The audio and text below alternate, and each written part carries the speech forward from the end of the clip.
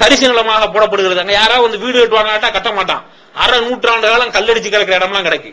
Plot 5 சென்டா 2400 square ஃபீட்டா போட்டு கல்லடிச்சு அரை நூற்றாண்டு காலமாக கிடக்கக்கூடிய இடங்கள் எல்லாம் இருக்கிறது. இதெல்லாம் விவசாயம் நடந்து வந்த இடங்கள். இந்த மாதிரி உள்ள இடங்கள்ல ஏராளமா இருக்கு. இதுவும் உணவு பஞ்சம் ஏற்பட்டு போறதுக்கான ஒரு வழி. அதனால இப்ப ஏற்பட்டு இருக்கக்கூடிய இந்த பொருளாதார பிரச்சனையில இந்த உணவு விஷயங்கள்ல இதா இருங்க. 2030 பெரிய உணவு தட்டுப்பாடும் பஞ்சமும் வந்துடும் அப்படின்னு. அப்ப இதுல இது ஒண்ணு நடக்குது. இன்னொன்னு என்ன அப்படின்னா, இந்த துறையில இல்லாத பணத்தை உண்மையில இருக்காது. இவர்கிட்ட இந்த 2வதாக இந்த இடத்தை 6 லட்சம் ரூபாய்க்கு வாங்குறவர்கிட்ட பணம் இருக்காது. பணம் இருக்காம இவர் என்ன செய்வார் அப்படின்னு கேட்டா, 3 லட்சம் ரூபாய் இப்ப தந்துடுறேன், 3 லட்சம் ரூபாய் இன்னொரு 6 மாசத்துல தரந்தே தவணை ஓட்டு எழுதுவாங்க.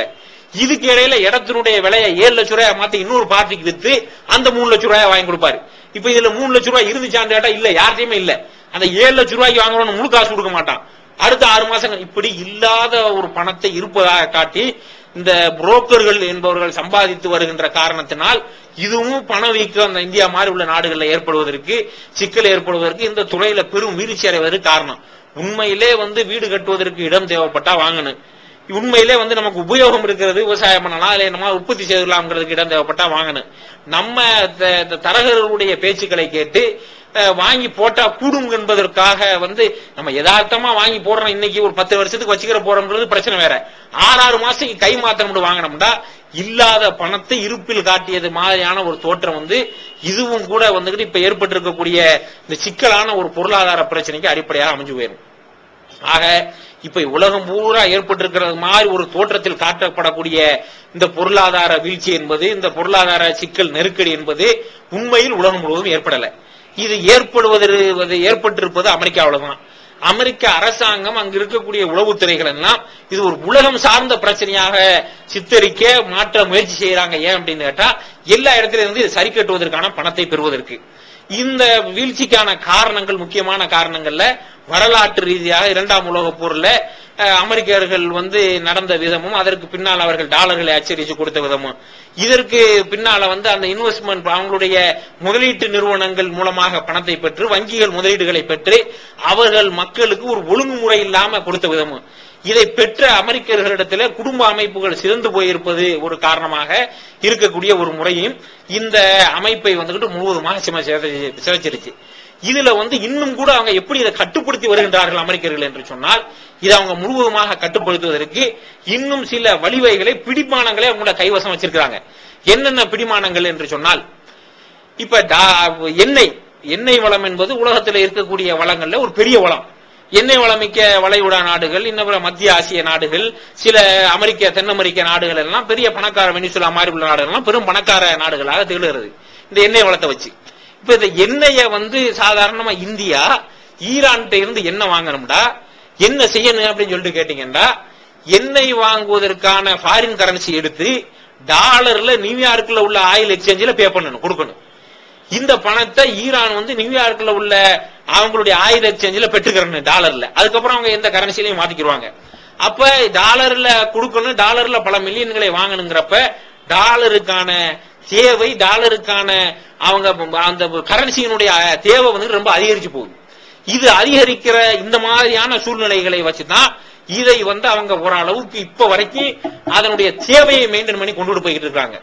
ஈராக் மேல சண்டை செய்ததற்கும் கூட இதுதான் காரணம். என்ன காரணம் அப்படின்னு கேட்டா, 1991 வருடம் சதாம் ஹுசேன் ஆட்சியில இருந்தப்ப குவைத்துக்குள்ள நுழைய சொன்னது அமெரிக்கா தான். அவர் பின்னால சொல்லிட்டாரு, போயிட்டு நீ போற மாதிரி வெளியே போயிடும் அவங்க சொன்னாங்க. ஆனா இவர் போகல. போகாம இருந்தவரை அப்புறம் போர் செஞ்சு விரட்டினாங்க, வெளியே போயிட்டாரு. வெளியே போன உடனே பொருளாதார தடை விதித்தாங்க. பொருளாதார தடையை கொஞ்ச நாள் விதிச்சுட்டு அப்புறமா என்ன செஞ்சாங்கன்னு கேட்டா, உணவுக்கு எண்ணெய், உணவு தேவை அந்த நாட்டுக்கு என்னவோ அதை பெற்றுக்கிறதுக்காக மட்டும் எண்ணெய் விற்கலாம்னு ஒரு திட்டத்தை கொண்டு போனாங்க. இந்த திட்டம் வந்த உடனே அவர் என்ன செஞ்சாரு சொன்னா, இந்த விஷயங்கள் எல்லாம் விளங்கின காரணத்தினால உணவுக்கு நாங்க எண்ணெய் விற்போம், அதெல்லாம் சரிதான், ஆனா நான் மட்டும் இனிமே எண்ணெயை டாலர்ல விற்க மாட்டேன், யூரோவில் தான் விற்பேன் என்ற ஒரு நிலைப்பாட்டை எடுத்தார். இந்த வெப்பன்ஸ் ஆஃப் மாஸ் டிஸ்ட்ரக்ஷன், பேரழிவு ஆயுதம் அங்க இருக்குன்னு சொன்னாங்களே, வேற எதுவும் இல்ல பேரழிவு ஆயுதம், இந்த அவருடைய கொள்கை தான் பேரழிவு ஆயுதம். எல்லாரும் வந்துகிட்டு அவங்க ஒரு கரன்சியில டீல் பண்ணலாம் என்ற ஒரு நிலை வந்துருச்சு அப்படின்னு சொல்லிட்டு சொன்னா, அத வந்து அதனால டாலருடைய தேவை இருக்காது, வெறும் வெத்து பேப்பரா, டிஷ்யூ பேப்பரா போயிடும். அதனால துடைச்சு போறது கூட பயன்படாத ஒரு நிலைக்கு வந்திருக்கிற காரணத்தினால அவங்க இந்த விஷயத்துல ரொம்ப கண்ணுங்கருத்துமாக இருந்து இந்த இவரை வீழ்த்தி முதல்ல அவரை பிடிச்சு அவருடைய அரசாங்கத்தை கீழே விழ வைத்த உடனே முதல்ல செஞ்சது என்ன அப்படின்னு சொன்னா, அங்க இருக்கக்கூடிய எண்ணெய் வயல்களை எல்லாம் கைவசப்படுத்தி அந்த எண்ணெய் வியாபாரம் இனிமேல் டாலர்ல தான் நடக்கும் என்று சொன்னது. அதே மாதிரி சமீபத்தில் ஈரான் மேல போர் தொடுக்க போறோம் என்ற ஒரு ஒரு பேச்ச ஒரு மிரட்டலை விடுத்துக் கொண்டிருந்தார்கள். அதற்கும் கூட காரணம் என்ன அப்படின்னு சொன்னா, இப்போதே ஈரானிய அரசாங்கம் ஒரு அறிவிப்பை வெளியிட்டது என்ன அப்படின்னா, ஈரானும் ஒரு பெரிய எண்ணெய் உற்பத்தி செய்யக்கூடிய நாடு. ஈரானின் விற்கக்கூடிய எண்ணெய்களில ஈரானுடைய தலைநகர் டெஹரான்ல ஒரு புது ஆயில் எக்ஸ்சேஞ்ச் அமைக்க போறோம். இந்த எக்ஸ்சேஞ்சில எண்ணெய் வாங்கக்கூடியவர்கள் எல்லா கரன்சிலையும் வாங்கலாம் டாலரை தவிர என்ற ஒரு திட்டத்தை கொண்டு வந்தாங்க. இது ப்ரொபோசலா இது வெறும் திட்டமாக பேசப்பட்டு கொண்டிருக்கும் போதே அங்க அந்த ஆயுதம் இருக்கு, இங்க இந்த ஆயுதம் இருக்கு என்று பழி சுமத்தி குற்றம் சாட்டி அவங்களை அடிப்பதற்கான ஏற்பாடுகளை முன்னேற்பாடுகளை எல்லாம் செய்ய ஆரம்பிச்சிட்டாங்க. ஆனா இடையில இவங்களும் அதை எதிர்கொள்வதற்காக யோசனை செய்து கொண்டு சிந்தித்துக் கொண்டு நாங்க இதை விட்டுறோம் என்று கைவிட்ட உடனே அந்த பேச்சும் அப்படியே அமைங்கிவிட்டது. அப்ப இப்ப இந்த நிலையில மிரட்டி இந்த எண்ணெய் உற்பத்திகளை எண்ணெய் வள நாடுகளில் இருந்து அதன் மூலமாக பெறக்கூடிய இந்த எக்ஸ்சேஞ்ச் மூலமாக டாலருக்கு செயற்கையான ஒரு தேவையை ஏற்படுத்தி இப்ப ஓடிக்கிட்டு இருக்கு. அதுவும் எவ்வளவு நாளைக்கு ஓடும் என்பது தெரியாது.